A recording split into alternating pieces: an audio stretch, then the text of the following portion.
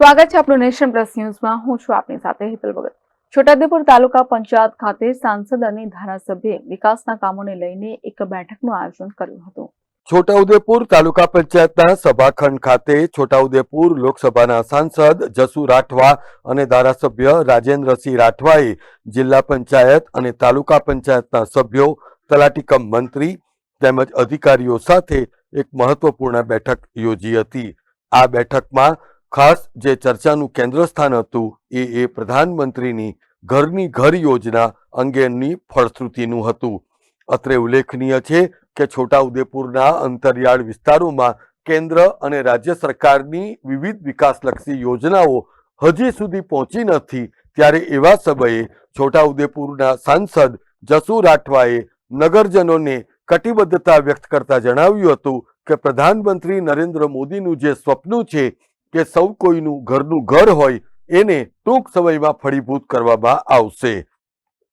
જો કે સાંસદ જસુભાઈ રાઠવાના જણાવ્યા અનુસાર સૌનો સાથ અને સૌનો વિકાસનું જે સૂત્ર છે, પરંતુ કમનસીબે છોટાઉદેપુર જેવા અંતરિયાળ આદિવાસી વિસ્તારમાં આ સૂત્રનું બાષ્પીભવન થતું જોવા મળી રહ્યું છે।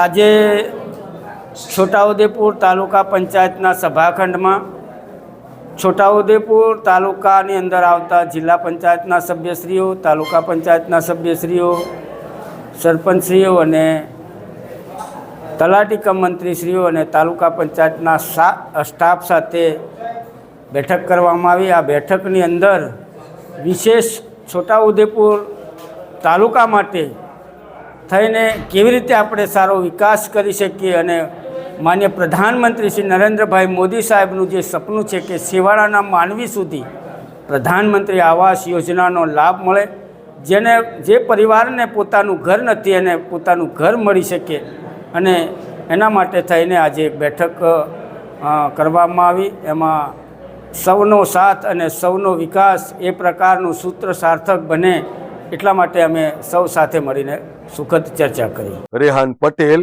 Nation plus news, Chhotaudepur. સમાચારોના સતત અપડેટ મેળવવા માટે અમારી નેશન પ્લસ ન્યૂઝની યુટ્યુબ ચેનલને સબસ્ક્રાઇબ કરો, બેલ આઇકન દબાવો અને જોડાયેલા રહો ફેસબુક, ઇન્સ્ટાગ્રામ અને ટ્વિટર પર।